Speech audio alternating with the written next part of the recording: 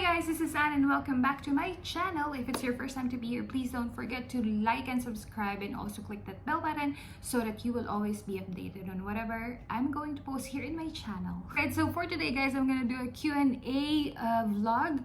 I think weeks ago I posted a poll or a question in Instagram or on Instagram, and I have received few questions. Some of them are quite the same, so I just trimmed it down to 7 questions. And also for anonymity's sake, I won't name them para hindi naman nyo malaman kung sino yung mga interesado talaga malaman or interesado to know my answers to these financial things. Without further ado, if you're interested to know my answers to these questions, please stay online.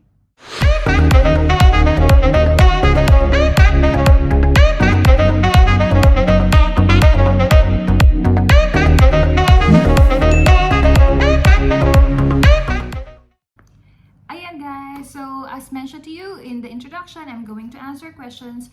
Now, ito na. Here's the first question that I received. So, is it difficult to budget for the family? Well, it is quite difficult, to be honest, for me, kasi I have never tried that, budgeting for the household. But we do that, of course, if you're abroad, talagang dapat mag-budget ka.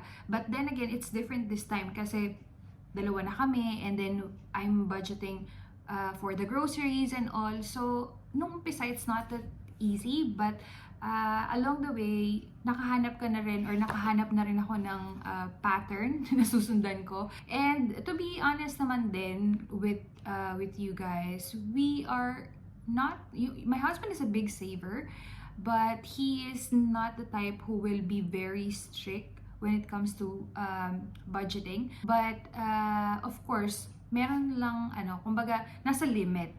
There are days na when I'm tired, when I don't want to cook, when I'm so busy, he would tell me na, okay, let's go order online if you don't want to cook. But every week, we have a budget for the groceries. And also, we are not depriving ourselves na, okay, we cannot go out or tuwing sahod lang. There is an extra. Of course, we go out every weekend and enjoy. To be honest, for us, for the both of us, we don't really like yung mga extravagant restaurants or opulent restaurants. I like Filipino food. He likes Filipino food. We are not into steaks. Yung mga ganyan. That is actually nice for both of us. Alright, so number 2. Who is better in saving money, you or your partner? Well, hands down, it's my partner.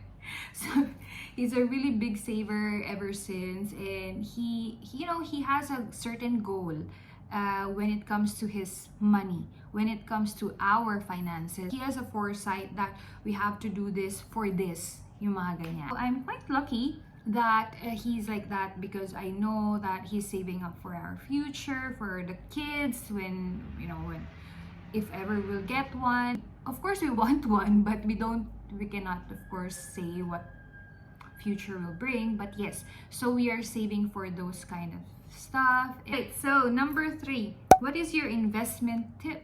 Okay, for the investment tip, you know what, for me, I think the most important investment tip is that before you go investing, make sure you have actually your emergency fund covered, and also your life insurance or any insurances for that matter covered. Kasi these are the basic, guys. Before you go investing in other stuff, you have to invest also for yourself. So emergency fund, there are a lot of ways on how you can save for emergency fund. You can just check Google about it. In a nutshell, I think emergency fund should be, if you're single, should be 6 times your monthly expenses. For example, your monthly expenses mo is about 10,000 pesos. So times 6, you should at least have 60,000 pesos emergency fund in the bank. Of course, it should be fluid kasi kailangan emergency fund nga yung mga tipong kaya mong kunin kagad. If you have a family, times 9. Don't quote me on that. But I think somewhere I have heard and I have read that, na kapag, syempre, pag may family ka, mas marami kang bayarin, and also dapat times 9 yung emergency fund. I'm quite lucky that my husband has already covered that for us, our emergency fund. The second thing is about your insurance. If you have a dependent, or if you're the breadwinner of the family, and when you die, of course, God forbid, you know, how will your family survive? So at least you need to have an insurance. You're paying your insurance. You need to have a health insurance as well. Like with me, I have a medical insurance. I have a health insurance that I'm paying for, I think, 2 years or 3 years now, because my mom died from cancer, and there is a big chance that I will get it. So I wanted to be prepared when the time comes. I also have life insurances. My husband has life insurance and also health insurance. So before we went to investing, we tried our best to manage first our emergency fund and also our insurances. When you go now to investment, of course, the next thing that you have to think about is your goal for that investment. Your risk appetite, kasi of course it will depend how aggressive you are, or probably you're not that aggressive anymore. So it really depends on that. You have to ask yourself, sit down, ask yourself, ask your husband, ask your family, how are we gonna invest? Are we into this kind of risk appetite? So number 4 question. So since we have talked about investment, the 4th question is, what are your investments? Okay, when I say your investment, meron kaming ng mister ko, may individual investments kami, and meron din kaming, of course, investment na pareho kami na nagbigay. So first investment, now I'm gonna share disclaimer, guys, kasi usually sa Philippines ganyan parang pag nagsabi ka ng mga ganito, parang ang yabang mo na or what. I'm not being arrogant here, I'm just sharing to you kasi yun ang questions nyo. Alright, so first investment that we have, of course, Pag-ibig MP2. I think I made a video about it. The reason I also shared in that video the reason why we invested in Pag-ibig MP2. I don't want to explain any further. You can watch that video if you are interested. Second one is we also invested in cooperatives. Now guys, just to may dadagdag pala akong disclaimer. So for investment, guys, of course, do your due diligence. Hindi kaming na mister ko, we didn't jump into this investment just because it's a fad, or just because we heard it from somewhere or someone. Of course, we did our research. We listened to different financial investors or financial experts before we also join this investment. Also ask ourselves, what is our goal for this investment? Why are we going to this investment? For what is this? For whom is this? Yung mga ganyan. And my husband din kasi is very goal-oriented. Have never seen someone who is so goal-oriented as he is. I thought I was goal-oriented, but when I met him, I was like, okay, I'm just 50%. Because he has different goals, even when it comes to his investments. Like, okay, this investment is for the baby, or this investment is for this people, this investment is for this part, yung mga ganyan. So, which is actually good, kasi at least clear. That is really important, okay? We did cooperatives. Sa co-op, guys, why we did that is because may social impact kasi siya. So that is nice because you're also helping one way or another the community around that cooperative. Now, we're not investing in any cooperatives. In cooperatives, guys, make sure that you have researched it, and if I may suggest, go only to big cooperatives, because they have already a history, they already have credibility. So better join those big cooperatives, like for example Tagum Cooperative, Sambayanan ni Maria, and stuff like that. If you're interested to know what are the cooperatives that you could invest to, you know what, try to watch Vince Rapisura. He is one of our He's one of those financial experts or guru that we are following and we really look up to kasi magaganda rin naman yung mga ano niya talaga, mga advices niya. Okay, so third thing, we are into buying some lands because we know that land appreciates every year. We call it land banking. So, but make sure, guys, that you know that lands are not that fluid. So it's kind of something that you will not use as an emergency thing. Kasi yes, land appreciates every year, but then again, it's not that fluid when it comes to selling it. We have some dreams about those lands that we have bought. Hindi naman marami, guys, to be honest, hindi kami ganun kayaman. But we bought a few lands already and we have some goals on that, and we are actually doing that now. We want to have our farm. So in God's grace, it's happening, gradually happening. So yeah, try to explore that part as well. I did eToro copy trading and so far my 500 USD is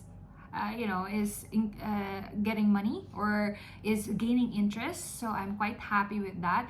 I'm not really into stock market. Anyway, later I will answer that question. Yeah, eToro copy trading, and so far so good. And then the fifth one, it's not really an investment, but it's like a saving tool, but I think it is like saving slash investment tool kasi our money is earning also there. So we put some savings in CIMB. If you're not aware of CIMB is a digital bank. I have a vlog about that as well, and 4% per annum ang kanilang ino-offer, or probably 3.5 na lang ata kasi medyo nagbago na. But then again, it is still okay. Kasi ako yung nagme-maintain ng Excel sheet namin ng Mr. ko. So, whenever I enter there, the amount that we are getting every month from CIMB, I'm very happy that we have put some we have allotted some money from there, or we have put some amount of money there kasi talaga nag-increase siya. And yung mga money na yung interest na nakukuha ko doon, hindi mo mapupulot doon sa daan lang, diba? So yun, that's the that's the 5 investment that I think we are currently doing now. Meron pang mga isa ata, pero I won't discuss that anymore. Okay, so number 5, who holds the wallet? Okay, 5th question, who holds the wallet? Well, the physical wallet, I'm holding it. Okay. To you guys that my husband is a very big saver. So every month I would give him a portion of my salary. Like for example, ang salary ko, just example, 10,000. Then I will give him 2,000 or 3,000. Then the 7,000 will be for me to pay my bills, to pay my loan, to do whatever I want. As long as I do the saving. Yun ang sa kanya. Parang as long as you save every month, it becomes your habit instead of, spending it on other useless stuff. Yun ganun. So, maganda siya. So, every time I would give him that amount of money, he will put it in our wallet kasi keep some stash here so that when we need an emergency money, then we can get one. We don't need to withdraw, so we are keeping it. So I give it to him, but he gives me the wallet, so I literally holds the wallet. 6, how to do stocks? Okay, ito yung question na binigay sa akin ng isa kong kakilala. To be honest, I'm not doing any more stock market investing, but if you are interested to do that, it's you can actually go with Bo Sanchez TRC, Truly Rich Club. I actually enrolled or registered in that group because I want to know, I want to learn about it. In stock market also, guys, you have to make sure 2 things. Are you a trader? Are you a long-term investor? Because if you're a long-term investor, of course, go to Bo Sanchez. Now, if you want to be a trader, then you could watch Marvin Guermo has really a lot of video tutorials about stock trading. So maybe you can learn something from him. Ako kasi wala akong tiyaga. I tried but I really cannot for the life of me understand it. So I don't have the time kasi I'm so busy, you know, daily with my job, my 9 to 5 job, and also running the household. So I cannot. Personally, guys, I stopped doing stock market. I have sold all my investment and, you know, just put it somewhere na sa tingin ko mas okay yung interest. Now, number 7, last question. How do you save? How to save po? Yes, I do save. As I mentioned to you guys, every month I pay myself first. And when I say pay myself first, it's not like I'm gonna buy new bags or new clothes. I'm way past that. So every month I would allot a certain amount of money that my husband and I both agreed with, and then I would give it to him so that he will keep it. But actually, he's not keeping it. He's just putting it in that wallet, and then he will give me back the wallet. Pero I'm not gonna spend that. Not unless yung may kailangan talaga kaming paggamit. That's how I save, and it's not easy in the beginning, but you know, if it becomes a habit to you, hahanap-hanapin mo na siya.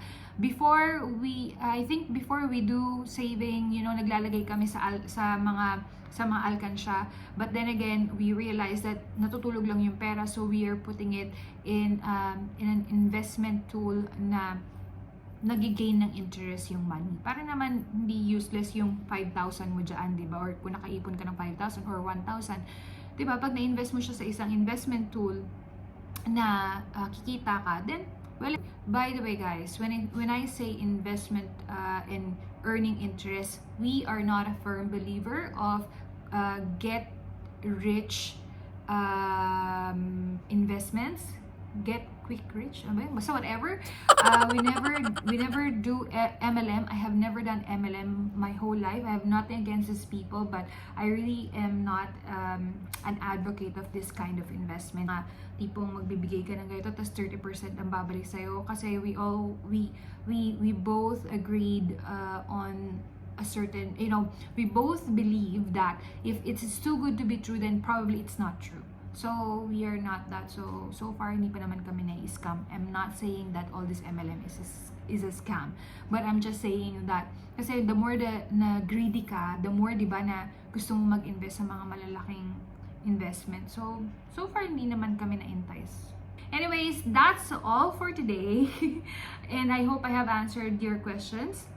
Now, if you have more questions to ask, you can always comment down below. And yes, I hope I have helped you with this. And yep, stay safe guys, take care, bye bye.